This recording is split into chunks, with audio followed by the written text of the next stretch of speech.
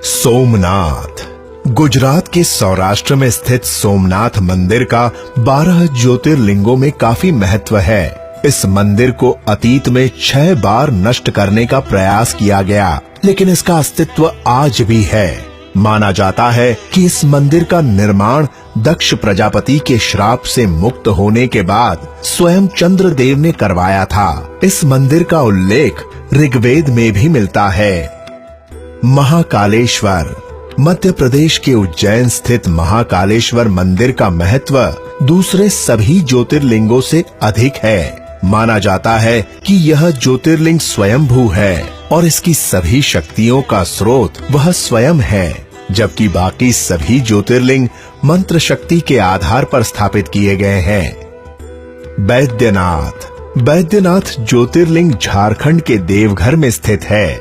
देवघर यानी देवताओं का घर। यह ज्योतिर्लिंग सिद्ध पीठ है, यानी मान्यता है कि यहाँ मांगी गई हर मनोकामना पूर्ण होती है।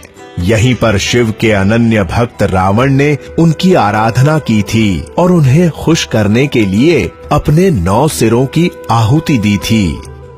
रामेश्वरम ज्योतिर्लिंग तमिलनाडु के रामनाथपुरम में स्थित रामेश्वरम ज्योतिर्लिंग की भी काशी विश्वनाथ जैसी ही मान्यता है। भगवान राम ने लंका पर आक्रमण करने से पहले यहीं पर भगवान शिव की पूजा की थी। यहीं पर रामेश्वरम सेतु भी स्थित है।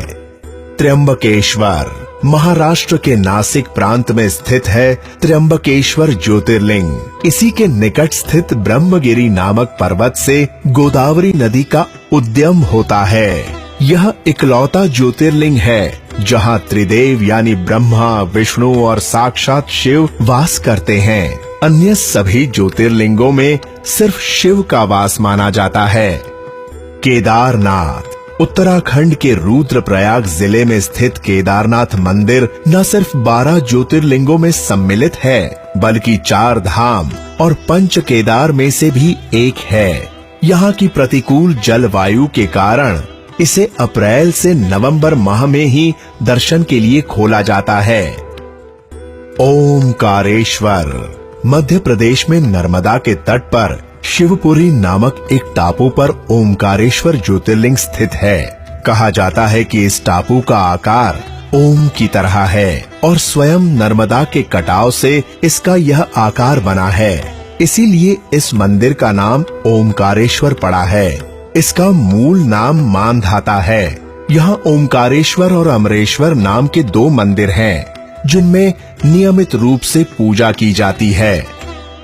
धृष्णेश्वर महाराष्ट्र के औरंगाबाद के पास धृष्णेश्वर या धुष्मेश्वर महादेव का मंदिर स्थित है। यह मंदिर इलोरा की गुफाओं के पास स्थित है। 12 ज्योतिर्लिंगों में इसे अंतिम ज्योतिर्लिंग माना जाता है। मंदिर की उत्पत्ति से जुड़ी एक पौराणिक कथा के नाम पर ही इसका नाम धृष्णेश्वर पड़ा है।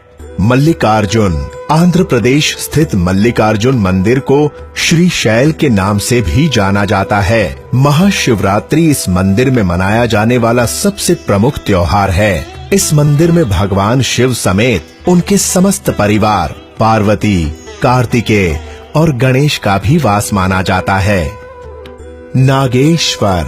नागेश्वर ज्योतिर्लिंग गुजरात में द्वारिका प्रांत में स्थित है।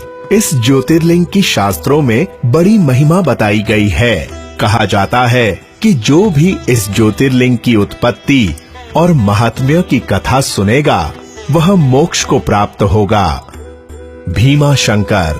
भीमाशंकर ज्योतिर्लिंग महाराष्ट्र में पुणे से करीब 100 किलोमीटर दूर स्थित है। यहाँ स्थित शिवलिंग काफी मोटा है, इसलिए इसे मोटेश्वर महादेव भी कहा जाता है। इसी मंदिर के पास से भीमा नामक एक नदी भी बहती है, जो कृष्णा नदी में जाकर मिलती है।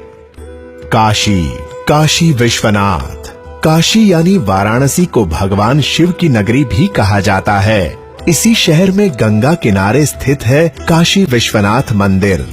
इस मंदिर के दर्शनों को मोक्ष प्रदायी माना जाता है। मान्यता है कि प्रलय काल में भी इस ज्योतिर्लिंग का लोप नहीं होता और यह जस का तस रहता है। पौराणिक कथाओं में इसे ही सृष्टि का आदि माना गया है। जहां भगवान शिव से ब्रह्मा और विष्णु उत्पन्न हुए थे।